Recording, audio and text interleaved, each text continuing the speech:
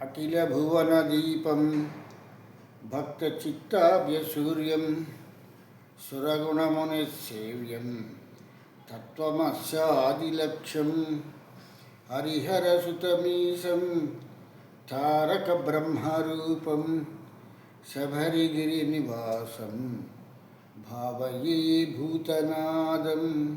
స్వామి శరణమయ్యప్ప. ప్రియమైన ఆత్మబంధువులారా, మీ అందరికీ దీపావళి శుభాకాంక్షలు. ఈ దీపావళి నాడు దేదీప్యమానంగా ఎలాగైతే దీపాలు విరాజిల్లుతున్నాయో మీ కుటుంబాలలో మీరు కూడా దేదీప్యమానంగా విరాజిల్లుతూ మీ కోరికలను ఆ సర్వేశ్వరుడు తీరుస్తాడని చెప్పేసని ఆ అయ్యప్పని అనుకుంటూ ఆ అయ్యప్ప తాలూకు సోదరుడైనటువంటి ఈ యొక్క గణేశుడి ప్రార్థన విందాం.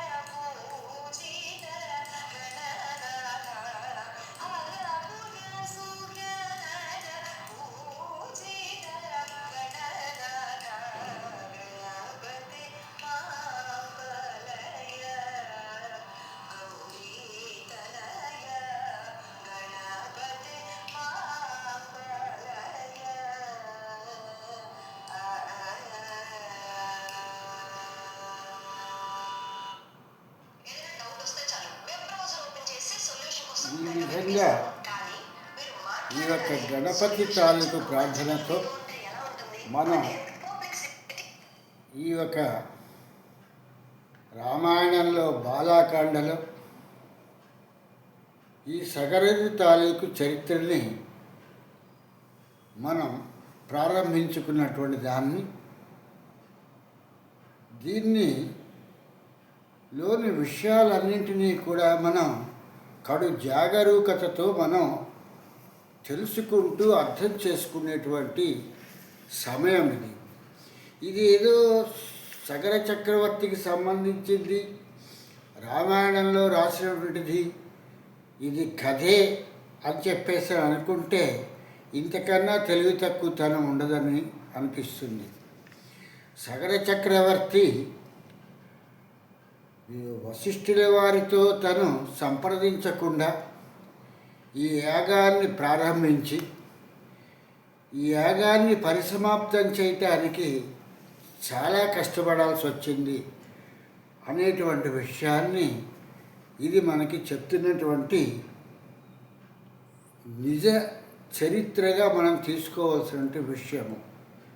అంతేగాని ఇవి కథలు కాదు అనేటువంటి విషయాన్ని గమనించవలసినటువంటి విషయము. హిమవంతుడు శంకరుడి తాలూకు మామగారు. శంకరుడి తాలూకు మామగారేనంటే హిమవత్ పర్వతానికి వింధ్యా పర్వతానికి మధ్యన ఈ యొక్క హారావళి పర్వతాల మధ్యన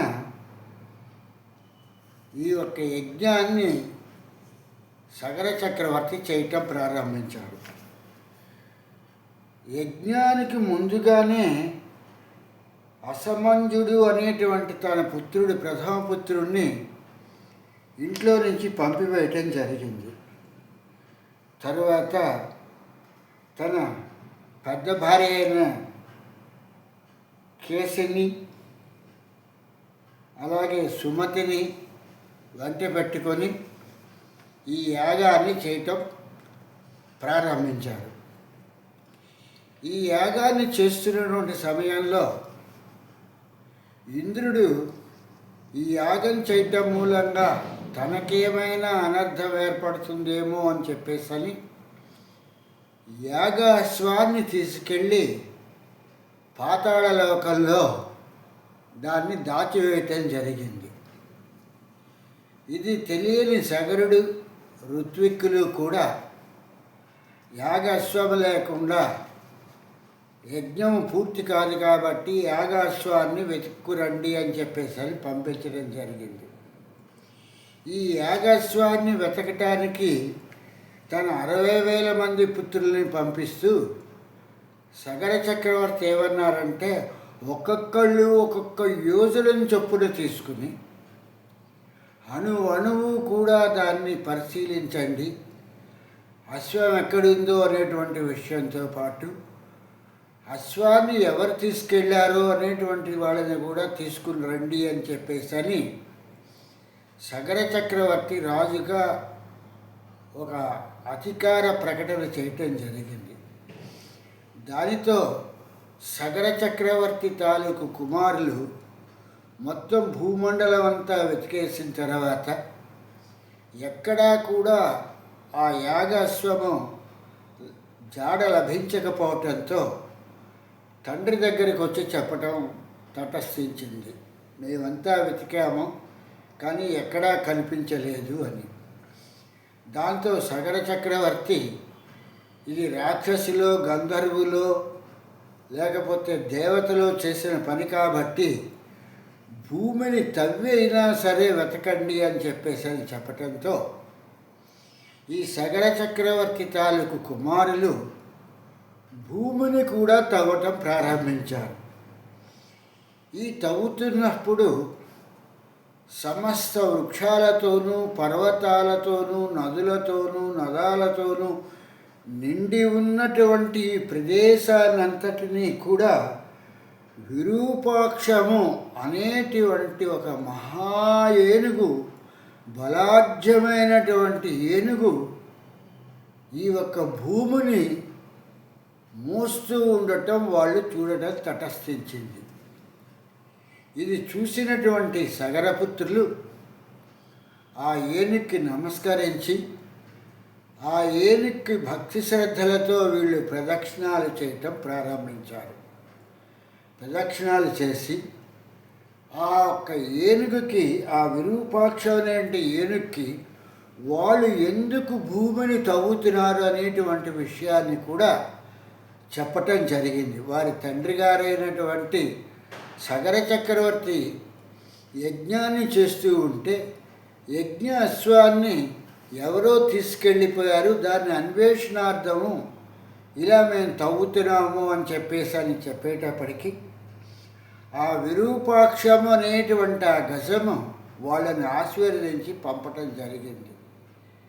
ఇక్కడ చాలా ముఖ్యమైనటువంటి విషయము అంటే ఇది భగవత్ చింతనకి సంబంధించిన దాంట్లో ఇది ఒక ముఖ్యమైనటువంటి ఘట్టము.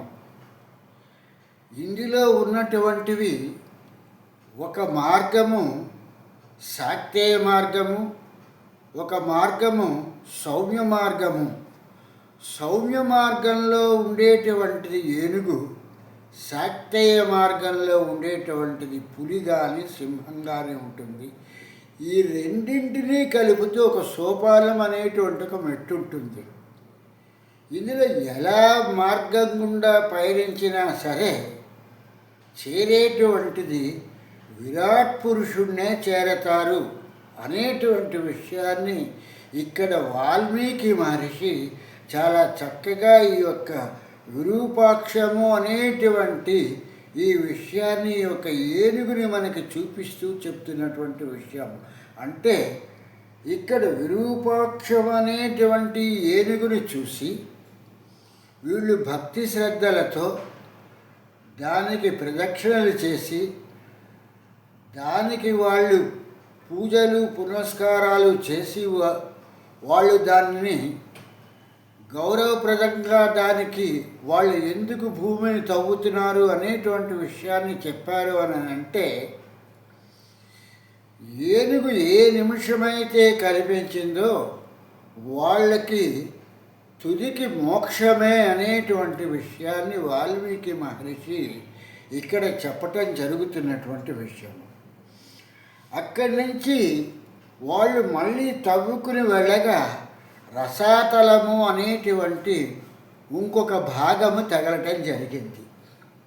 ఆ రసాతలము అనేటువంటి దాన్ని మహాపద్మము అనేటువంటి ఏనుగు ఆ యొక్క రసాతలాన్ని మోస్తూ ఉన్నటువంటి దాన్ని చూసి సంభ్రమాశ్చర్యాలతో, ఇంతవరకు మనం విరూపాక్షమే మోస్తోంది అనుకున్నాము, అలా కాకుండా మహాపద్మము అనేటువంటి ఏనుగు కూడా ఈ యొక్క రసాతలాన్ని మోస్తోందా అని చెప్పేసని దానికి కూడా కడు భక్తి శ్రద్ధలతో దాన్ని అర్చించి దాని చుట్టూతా ప్రదక్షిణాలు చేసి ఆ గజరాజుకి తమ తాలూకు అశ్వము తప్పిపోయినది, వాళ్ళ తండ్రి గారు చేస్తున్నటువంటి యజ్ఞము సకల్లో ఆగిపోతోంది కాబట్టి దాని గురించే ఈ యొక్క భూమిని అంతటినీ కూడా మేము తవ్వుతున్నాం కాబట్టి మమ్మల్ని క్షమించి మన్నించవలసినది అని చెప్పేసని ఈ మహాపద్మము అనేటువంటి ఈ యొక్క ఏనుగుని వీళ్ళు ప్రార్థించటం జరిగింది. అక్కడి నుంచి సౌమనము అనేటువంటి ఈ యొక్క ఈ యొక్క ఏనుగుని పశ్చిమత భాగంలో వీళ్ళు చూడడం తటస్థించింది. ఈ యొక్క పశ్చిమ భాగాన్ని కూడా వీళ్ళు తవ్వుతూ ఉంటే, రసాతలం పశ్చిమ భాగాన్ని తవ్వుతూ ఉంటే ఈ సౌమనము అనేటువంటి ఏనుగు కనిపించింది. దానికి కూడా వాళ్ళు కడు భక్తి శ్రద్ధలతో నమస్కరించి పూజించి వాళ్ళు చేస్తున్నటువంటి పని దేనికి, ఇలాంటి భూమిని ఎందుకు తవ్వుతున్నారు అనేటువంటి విషయాన్ని వాళ్ళు ఆ యొక్క ఏనుగే కదా అనేటువంటిది కాకుండా అంత బలసాధ్యమైనటువంటి, అంత విశాలమైనటువంటిది, అంత శరీరము కలిగి ఇటువంటి భాగాలను మోస్తున్నట్టు ఈ ఏనుగులు ఎంత గొప్పవో అనేటువంటి విషయంలో వాటికి వాళ్ళు కడు భక్తి శ్రద్ధలతో వాళ్ళు అర్చించి పూజించి ఈ యొక్క సౌమనము అనేటువంటి ఈ యొక్క ఏనుగుని కూడా పూజించి దాని అనుమతి తీసుకుని ఉత్తర భాగంలో మళ్ళీ వాళ్ళు తవ్వటం జరిగింది. ఈ ఉత్తర భాగాన్ని తవ్వుతున్నప్పుడు భద్రము అనేటువంటి ఒక మహా ఏనుగు కనిపించింది. అంటే ఈ యొక్క భూమిని తవ్వుతున్నప్పుడు విరూపాక్షము, మహాపద్మము, సౌమనము, భద్రము అనేటువంటి ఈ ఏనుగులన్నీ కూడా ఈ యొక్క సగర చక్రవర్తి కుమారులైనటువంటి ఈ 60,000 మందికి కూడా అవి కనిపించి దర్శనం ఇవ్వటం తటస్థించింది. దానితో ఆ భద్రాన్ని దాటి లోపలికి ప్రవేశించినటువంటి వాళ్ళకి అక్కడ వాళ్ళ యజ్ఞ అశ్వము కనిపించింది.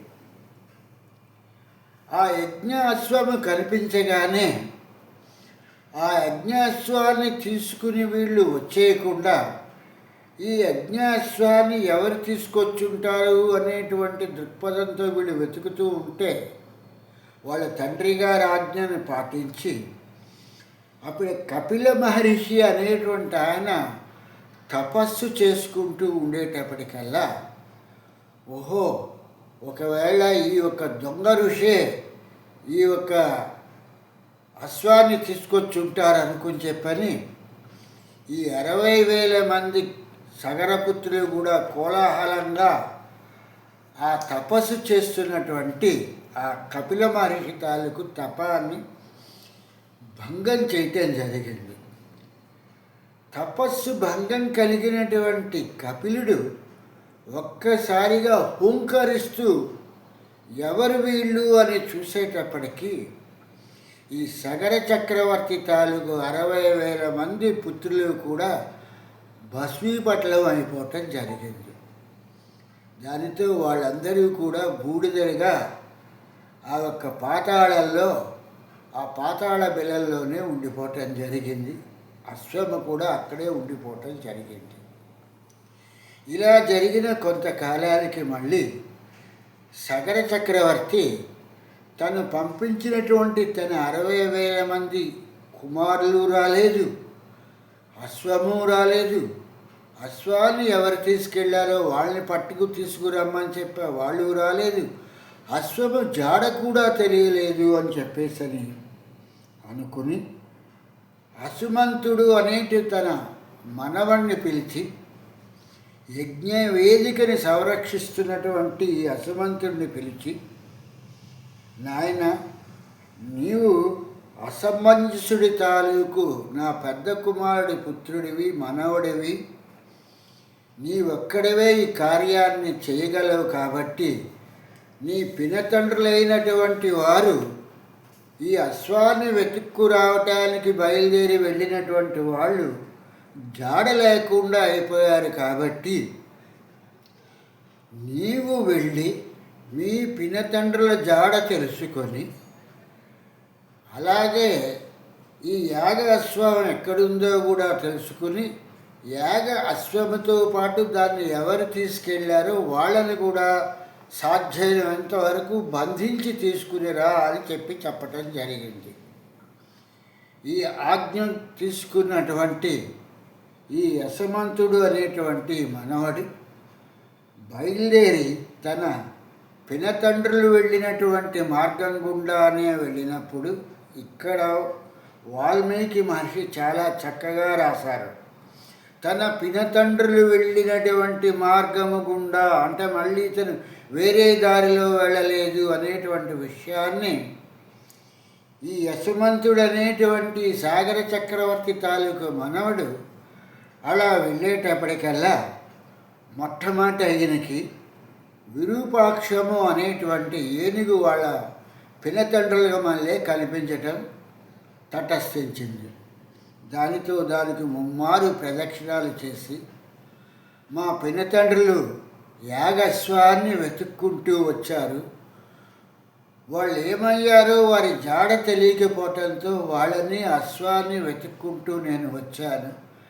కనుక ఆ జాడ నాకు తెలపవలసినది అని చెప్పేసని ఈ విరూపాక్షము అనేటువంటి మహా ఏనుగుని అడిగేటప్పటికీ ఈ మార్గము గుండానే మీ యొక్క పినతండ్రులు వెళ్ళారు అని చెప్పేసని ఈ విరూపాక్షము అనేటువంటి ఏనుగు చెప్పటంతో ఈ యొక్క అసుమంతుడు అనేటువంటి ఇతను మహా విరూపాక్షాన్ని దాటి మహాపద్మము, సౌమనము, భద్రము అనేటువంటి గజములను అంటే ఏనుగులను కూడా దాటి కపిల మహర్షి ఉన్నటువంటి స్థలానికి వచ్చి అక్కడ ఈ యొక్క యజ్ఞాశ్వాన్ని చూసి ఆ కపిల మహర్షికి తను నమస్కరించి ఆ కపిల మహర్షి నమస్కారంతో అక్కడున్నటువంటి ఆ యాగయస్వాన్ని తీసుకుని ఏం జరిగింది అనేటువంటి విషయాన్ని కపిలుడిని అడిగి తెలుసుకోవటం జరిగింది.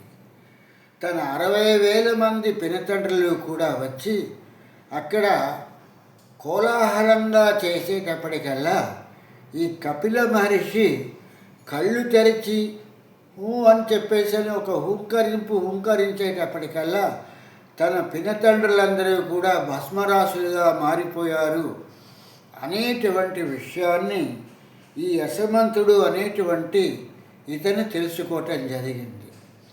దానితో ఇప్పుడు నన్ను ఏం చేయమంటారు అని చెప్పేసని కపిల మహర్షిని ఈ యొక్క యశమంతుడు అడగగా ఈ అశ్వాన్ని తీసుకుని నీవు నీ యొక్క యాగాన్ని సంరక్షించుకో, మీ యొక్క తాతగారు చేస్తున్నటువంటి సగర చక్రవర్తి చేస్తున్న యజ్ఞాన్ని పూర్తి చెయ్యి అని చెప్పేసి అని కపిల మహర్షి చెప్పారు.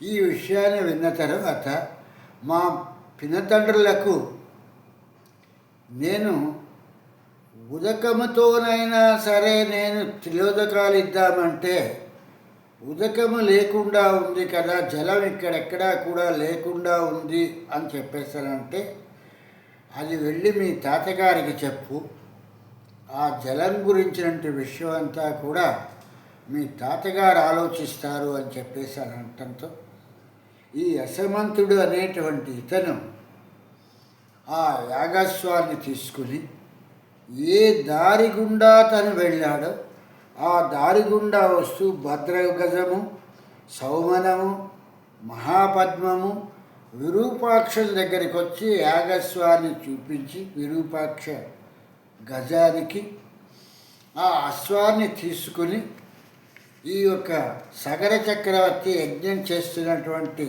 యజ్ఞశాల దగ్గరికి వచ్చి తన పినతండ్రులు ఏమయ్యారు అనేటువంటి విషయాన్ని కపిల మహర్షి తాలూకు కోపాగ్నికి గురి అయ్యి ఆయన హూంకరింతతో వాళ్ళందరూ భస్మరాశులుగా మారిపోయారు. వాళ్ళకి తర్పణిద్దామన్నా కూడా అక్కడ జలం లేకుండా ఉన్నది అని చెప్పేసని ఈ యొక్క అసుమంతుడు చెప్పినటువంటి మాట విని సగర చక్రవర్తి చాలా విచారగ్రస్తుడై ఆ యొక్క మహిళా కార్యక్రమం పూర్తి అయిపోయిన తర్వాత ఆ 60,000 మంది పుత్రులు మరణించినటువంటి ఆ మరణ వార్త వినటం మూలంగా వచ్చినటువంటి ఆ అశుచిని పోగొట్టుకుని శుచిగా తయారయ్యి ఈ యొక్క యజ్ఞానికి అశ్వాన్ని ఆ ఒక పూజకి సమర్పించి యజ్ఞాన్ని పూర్తి చేసి జీవిత కాలమంతా కూడా ఈ యొక్క సగర చక్రవర్తి ఈ యొక్క జలాల గురించి జలం అంటే ఈ యొక్క నీటి గురించి ఆలోచిస్తూ తన తాలూకు జీవనాన్ని ముగించటం జరిగింది. ఇలా జరిగిందయ్యా రామభద్ర. ఇది అంతా కూడా ఒకప్పుడు ఏకభాగంగానే ఉండేటువంటిది. భూమి అంతా కూడా ఏకభాగంగానే ఉండేటువంటిది. మీ వంశంలో వంశకర్త అయినటువంటి రఘునాథుడు ఈ యొక్క రథం మీద తన తాలూకు ప్రయాణం ప్రారంభించినప్పుడు ఇది 7 గుంటలుగా తయారయ్యి ఆ తర్వాత ఇదే ఖండాలుగా విడిపోయింది. ఇది దీనిలో ఉన్నటువంటి విషయ పరిజ్ఞానము అనేటువంటి విషయాన్ని విశ్వామిత్రుల వారు రాముడికి చెప్పటం జరిగింది అనేటువంటి విషయాన్ని వాల్మీకి మహర్షి రాముడికి చెప్తున్నట్లుగా మనకి చెప్పటం జరుగుతున్నటువంటి ఈ సందర్భాన్ని పురస్కరించుకొని మిగిలినటువంటి కథాగమనాన్ని మళ్ళీ మనం రేపు ఈ యొక్క కథ అనకూడదు. ఎందుకంటే వాల్మీకి మహర్షి తపస్సు చేసి ఈ యొక్క విషయాన్ని చెప్తున్నటువంటిది కాబట్టి దీని తర్వాత భూమి మీదకి గంగ ఎలా వచ్చింది అనేటువంటి విషయాన్ని మనం రేపు తెలుసుకుందాము ఆ వెంకటనాథుడి తాలూకు అనుగ్రహంతో. కనుక అంతవరకు మనం సెలవు తీసుకుంటూ నేడు దీపావళిని జరుపుకుంటూ మన కుటుంబంతో ఆనందకేళిగా మనం అనుకున్నటువంటి పనులన్నీ కూడా ఆ ఒక్క శ్రీకృష్ణ భగవానుడి ద్వారా ఇవన్నీ నెరవేరాలని అనుకుంటూ స్వామి శరణం, స్వామి శరణం, స్వామి శరణమయ్యప్ప.